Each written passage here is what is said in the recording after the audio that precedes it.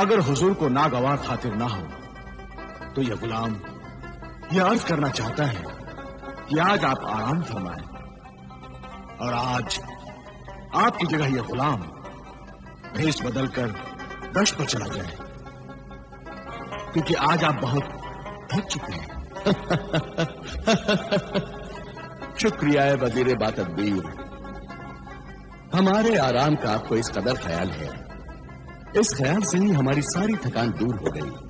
اللہ آپ کی تندرستی اور طاقت کو سلامت رکھے، آمین۔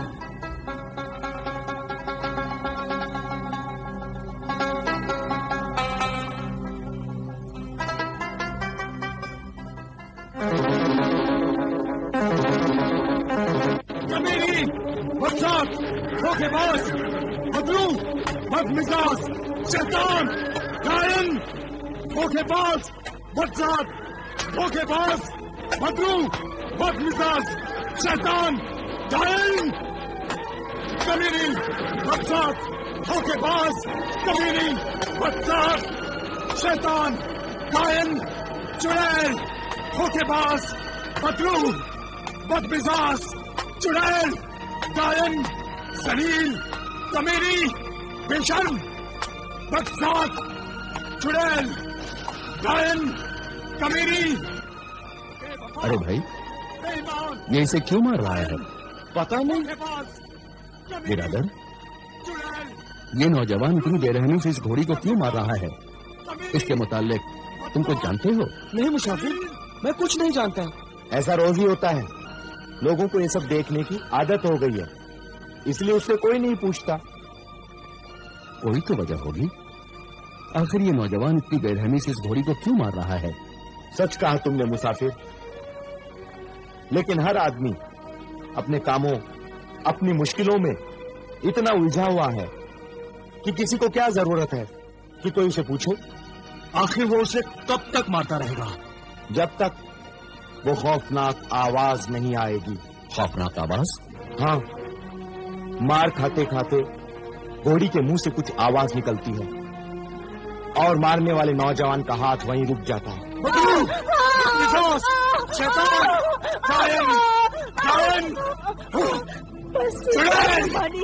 تجھے اپنے اللہ کی قسم ہے، بس تو 40 چھڑیاں پہلے ہی مار چکا ہے، اب اور چھڑی نہ مار، رحم کر مجھ پر، رحم کر،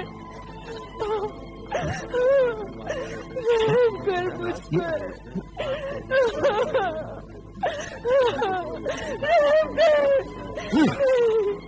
رحم کر مجھ پر۔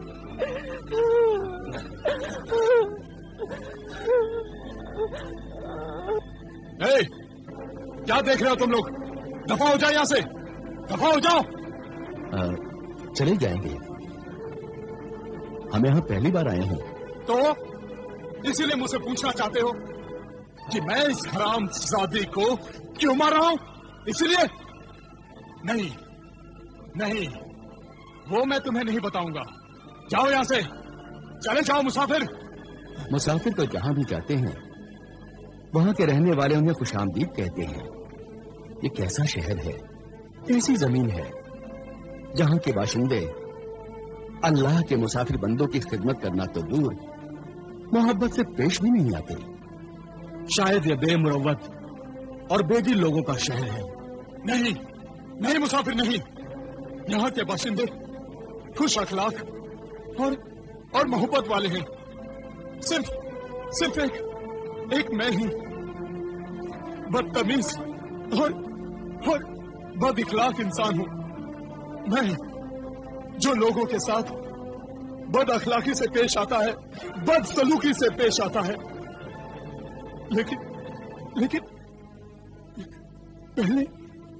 پہلے میں ایسا نہیں تھا۔ تو پھر اب ایسا کیوں ہو گیا؟ ہمیں بتاؤ برادر عزیز، ہمیں بتاؤ برادر عزیز۔ مجھ سے نہ پوچھو مسافر، مجھ سے نہ پوچھو مسافر۔ ہم پوچھیں گے، ضرور پوچھیں گے۔ ظاہر میں تم ایک سخت انسان نظر آ رہے ہو، لیکن دل سے تم ایک نرم دل اور محبت والے انسان ہو. بتاؤ تمہارا یہ حال کیسے ہوا؟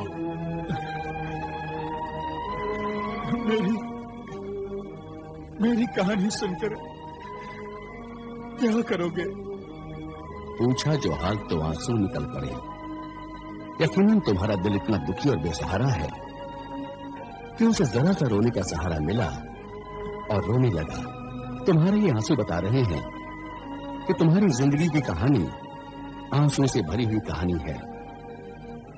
وہ ہمیں ضرور سناؤ.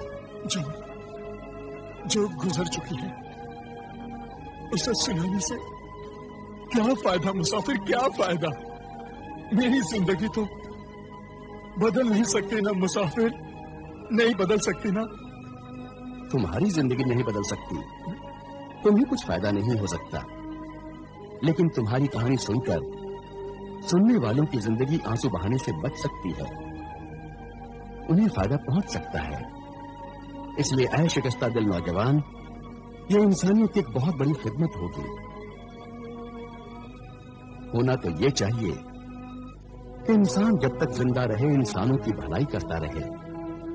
مر جائے تو مرنے کے بعد بھی اس کی باتوں سے، اس کی کہانیوں سے انسانیت کے اندھیرے راستوں میں بجھے ہوئے چراغ روشن ہو جائے، اور اس تجربے کی روشنی میں بھٹکے ہوئے انسان بھی اپنی منزل کو پہچان لے. یاد رکھ اے مغمون نوجوان، انسان کو سندل چندن کی طرح ہونا چاہیے. جلا دو تو خوشبو آئے، کاٹ دو تو خوشبو آئے. تم نے سچ کہا ہے اے اجنبی مسافر، تم نے سچ کہا ہے. تمہاری ہر بات میرے دل میں اتر گئی ہے. تو میری ایک التجا ہے تم سے. کل تم بغداد کے خلیفہ شاہ ہارون رشید کے دربار میں جاؤ اور وہاں سب کو اپنی کہانی سناؤ. ضرور میں اپنی کہانی سناؤں گا. میری عجیب و غریب حیرت انگیز کہانی سن کر سب کے دل دہل جائیں گے. جسے یقین کرنے والوں کے پاس مجھ جیسا دل چاہیے. دل میں ضرور چاہوں گا اپنی کہانی ضرور سناؤں گا مسافر. اے بغداد کے عظیم انسان، خلیفہ وقت ہارون رشید، امیر المومنین، میری کہانی عجیب و غریب حیرت انگیز کہانی ہے جسے یقین کرنے والوں کے پاس مجھ جیسا دل چاہیے. مجھ جیسا. میری اس دردناک کہانی کی سچائی کا ثبوت میرا برباد خاندان ہے، اور اس برباد خاندان میں سے اب صرف میں بچا ہوں. میں یہی میری اس دردناک کہانی کی سچائی کا ثبوت ہے. شہر بصرہ کے رئیس ابن رئیس شیخ نعمانی، صاحب جائیداد امیر کا میں بڑا بیٹا ذیشان احمد، مجھ سے چھوٹا میرا بھائی عمران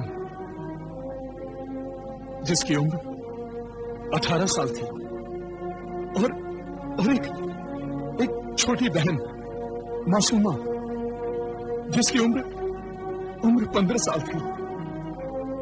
ماں باپ بوڑھے ہو گئے تھے، اسی لیے جائیداد کا سب کام میں ہی سنبھالتا تھا.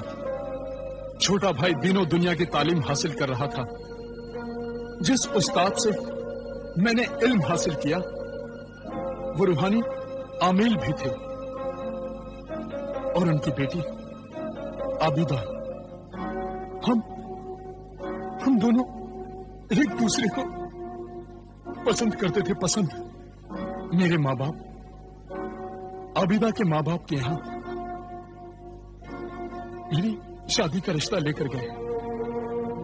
تو عابدہ نے جب میرے ماں باپ کو اپنے گھر میں آتے ہوئے دیکھا تو وہ خوشی سے بھاگ کر اس کی اطلاع دینے اپنے ماں باپ کے پاس گئی.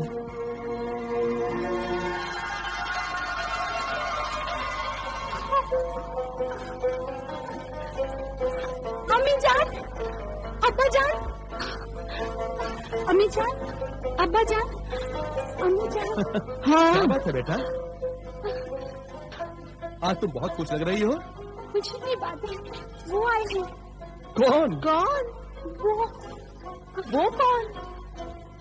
आपके शागिर्द के वालिदैन। ओह ज़ीशान के वालिदैन।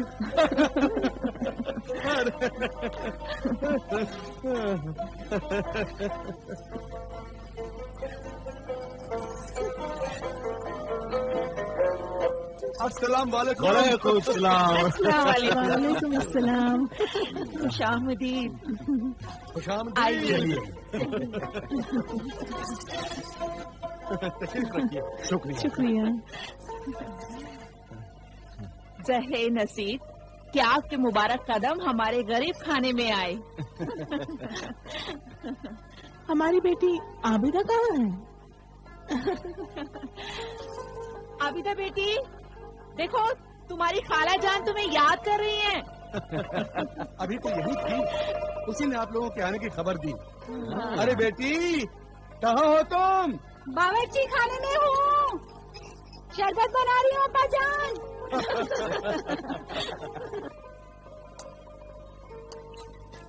अरे जल्दी जाओ बेटा, तुम्हारे सास ससुर तुम्हारा इंतजार कर रहे हैं। तुम्हारे मुंह में घी शक्कर मेरे भाई। घी शक्कर तो मैं खा नहीं सकता, मुझे तो मिठाई खिलाओ, शादी के लड्डू। अब जाओ। डांटिए मत भाईजान। अपने सर को दुपट्टे से ढाक रखा है ना? हाँ भाईजान। अब जाओ, जल्दी जाओ। नजर न लगे, माशाअल्लाह लाखों में एक है मेरी बहन। क्या जोड़ा है, ईशान अहमद और आबिदा रशीद। रईस शहर शेख खानदान की बहू बनेगी मेरी बहन।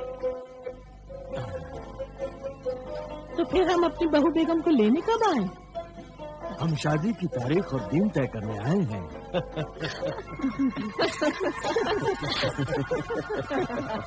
आप जो शादी के लिए दिन और तारीख तय करेंगे वो हमें मंजूर है।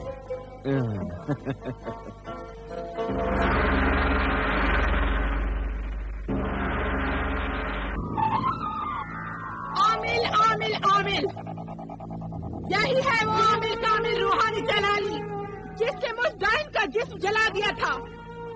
आज तक मेरी रूह बिना जिस्म के भटक रही है। अब मैं इस आमिल कामिल जलाली से बदला लूंगी, इंतकाम लूंगी मैं। ए जादूगरनी मलिका, आज 5 साल से मेरी रूह बिना जिस्म के भटक रही है। मुझे एक खूबसूरत औरत का हसीन जिस्म चाहिए। मिल जाएगा ए बदरू डायन। कब मिल जाएगा? तू झूठ बोल रही है, मुझे धोखा दे रही है, अपना मतलब निकाल रही है। 5 साल से तू अपने मानने वाले ग्राहकों के लिए हर बुरे से बुरा काम मुझसे करवा रही है।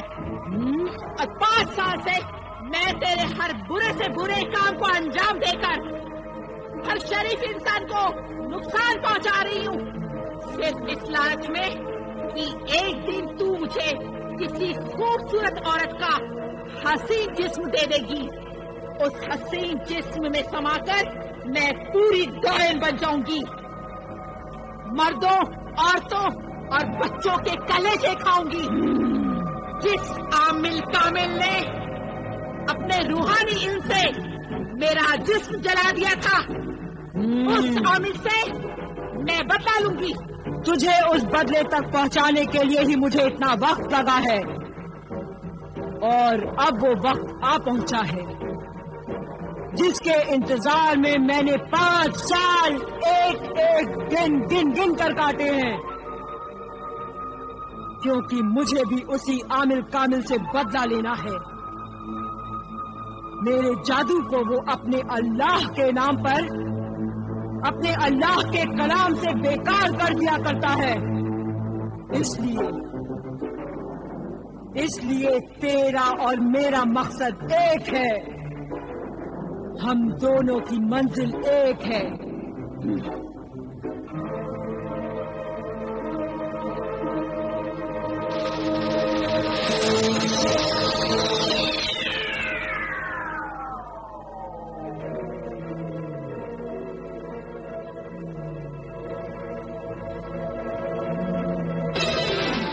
یہ دیکھ اسے، یہ جو باتیں کر رہے تھے میں وہ سب سن سکتی ہوں.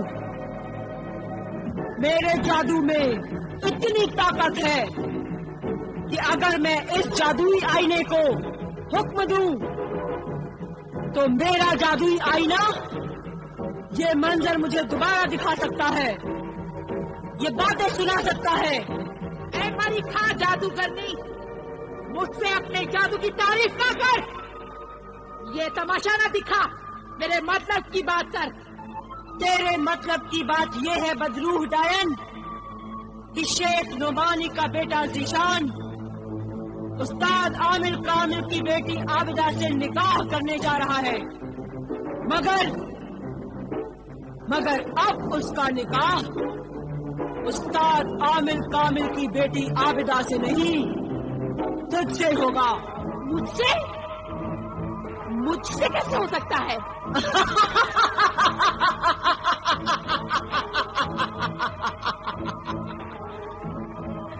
یہی تو میری جادوگری کا کمال ہوگا.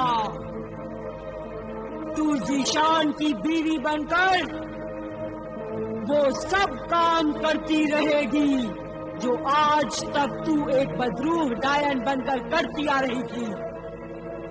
ایک خوبصورت عورت کے جسم میں سما کر تو بڑی خوبصورتی سے دنیا والوں کو دھوکہ دے گی. دنیا والے تجھے انسان سمجھیں گے اور تو انسانوں کے زندہ یا مردہ کلیجے کھا کر اپنی ڈائن شیطانی روح کی بھوک مٹا سکے گی. ایک خوبصورت عورت کا حسین جسم دوں گی تجھے، حسین جسم. تو پھر وہ جسم تو مجھے دے کیوں نہیں دیتی؟ پتہ کہاں ہے وہ جسم؟ چل آج تجھے بتاتی ہوں.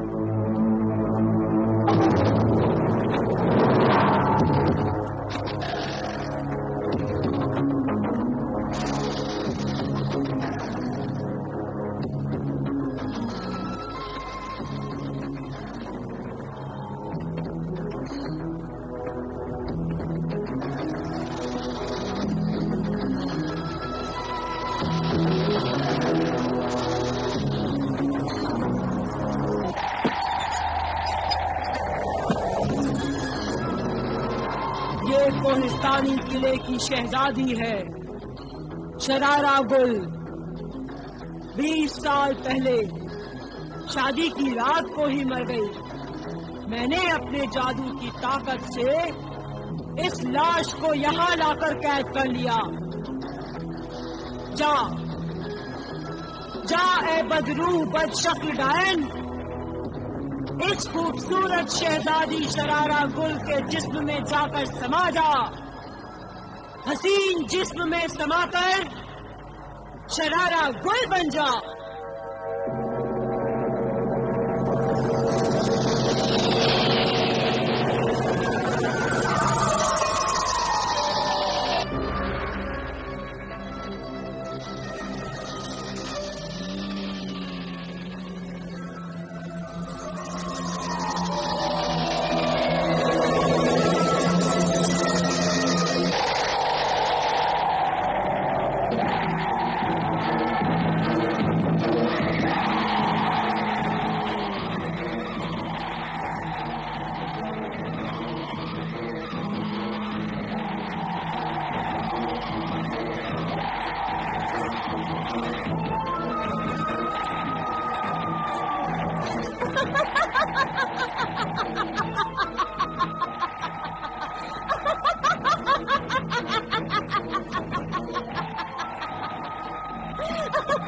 خبردار شرارہ گل، خبردار!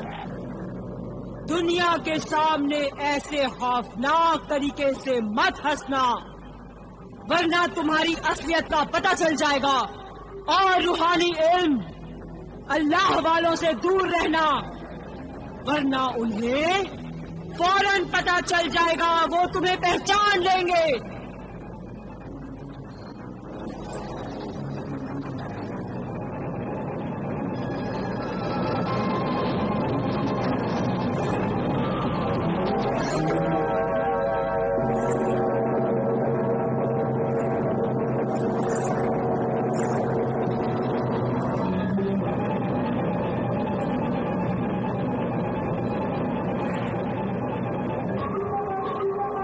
اے میرے خالق ساحرہ مر خواہ، اب کیا حکم ہے میرے لیے؟